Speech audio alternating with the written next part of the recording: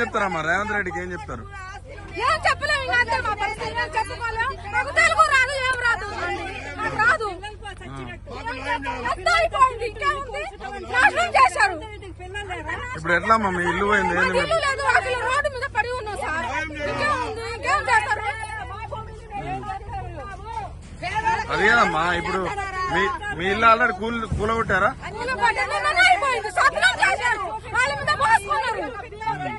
మరి ఇప్పుడు ఎట్లా ఇల్లు? సార్ అమ్మ నాన్న ఇచ్చిన ఒక కుంట భూమి ఉంటే అక్కడ ఇల్లు కట్టలేక టౌన్ పోయి బతుకుదామని చెప్పి మేము అక్కడ ఉన్నది కూడా అమ్ముకున్నాం సార్. అక్కడ అమ్ముకొచ్చుకొని మేము రేకులు, పైపులు, స్తంభాలు తీసుకొచ్చి మేము వేస్తే సార్ మొత్తం ధ్వంసం చేశారు.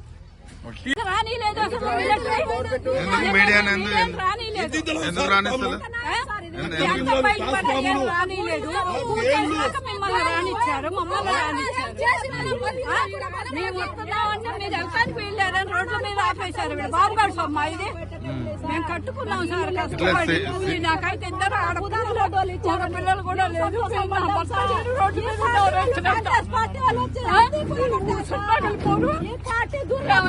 పిల్లలు ఉన్నారు. తుమ్మలు కూడా చాలా ఇది ఉండేవాడు. ఇప్పుడు మారాడంట.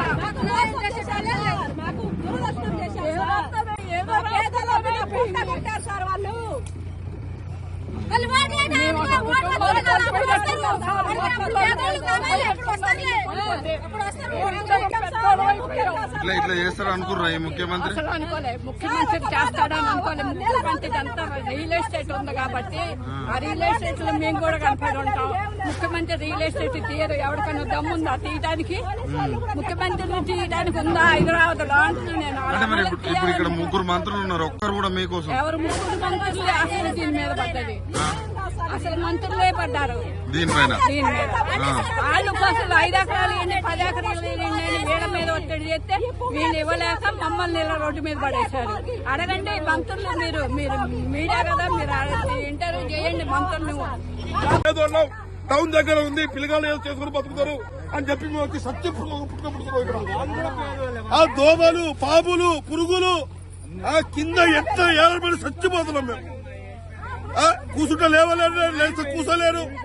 ఈ గుట్ట ఎక్క దిగా నా పిల్లగాళ్ళకి గోస పుచ్చుకుంటున్నాను నేను. ఎందుకండి ఈ రాజకీయాలు ఎందుకు సార్? ఎందుకండి ఈ కాంగ్రెస్ ప్రభుత్వం ఎందుకండి? ఏం చేస్తున్నారండి? భక్తి వర్క్ ఏం చేస్తున్నారు? పొంగులేటి రాజశేఖర రెడ్డి గారు ఏం చేస్తున్నారు? రేవంత్ రెడ్డి గారు ఏం చేస్తున్నారు? ఏం చేస్తారు మా ఏడుపు? మాకు 100 గజాల భూమి వద్దా? నేను నిరుపేదని సార్. అది అన్ని చెక్ చేయండి. నేను నిరుపేదని, నాకేం లేదు. నాకు 2 పిల్లగాళ్ళు, నాకు చిన్న పిల్లలు. ఇప్పుడు ఇల్లు పోయింది, ఏంటి ఇల్లు పోయింది సార్. ఏమి చేశాను సార్? ఏమీ లేదు సార్, ఏమీ లేదు. నేను సత్యంగా పుట్టుక పుడుతున్నాం ఇక్కడ. దోమలు, పాములు, పురుగులు అయినా బాధలేదు. ఈ రెంట్లు ఏడగట్టాలా మేము?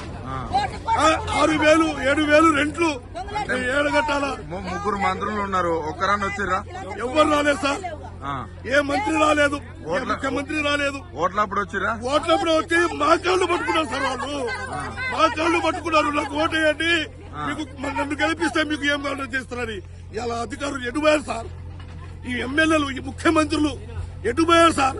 మా ఉసురు, మా గోస మాది బరాబర్ తొలగింది. వాళ్ళకి బరాబర్ తొలగింది సార్. ఈ పాపం మాత్రం తొలగకుండా పోదు. ఈ పాపం మాత్రం పక్కగా మా ఉసురు అట్లా కొట్టుకున్నట్టు నాశనం అయిపోతుంది. ఈ ప్రజాపాలన అనుకుంటే ఇట్లా చేస్తే ఎట్లానే? ప్రజాపాలన అని చెప్పి మాకు మోసం పుచ్చారు సార్. వెనక్కి పోయిన పార్టీని లేపుకొని వచ్చినాం కదా సార్. మమ్మల్ని బతికిస్తారు, జై పార్టీ, మంచి పార్టీ అని మేము ఎత్తుకుని వచ్చాం సార్. గుడ్డాలు కనుమలు వచ్చినాం సార్.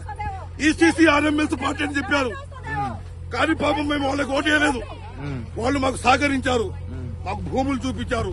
మీరు పోరాడేది ఇది భూదాన భూమి, మీకు వస్తుంది, మీకు హక్కు ఉందని చెప్పి వాళ్ళు మాకు పోచరిచ్చారు. మరి వీళ్ళు ఏం చేస్తున్నారు? ఇది మొత్తం గెలిచి ఈ మొత్తం ధ్వంసం చేసుకుని ఇల్లు లాక్కుంటున్నారు. మేము ఏం చేయాలా? ఏం చేసి బతుకుతాను? ఎవరు?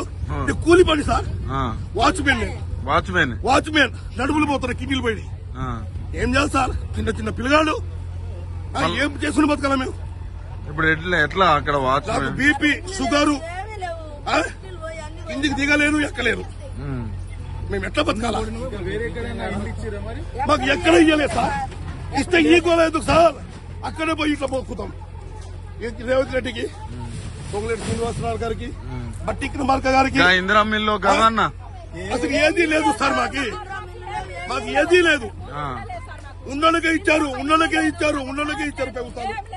మాకు కుంట భూమి లేదు సార్. మా ఆధార్ కార్డు ఇస్తాం, మా ఆస్తుల పేపర్లు ఇస్తాం, మీరంతా చూసుకోండి. మాకు ఒక షెడ్ భూమి ఎవరైనా ఉందంటే నేను ముక్కు నెలకి రాసుకుంటా సార్. మీ ఓట్లకైతే మేము కావాలా?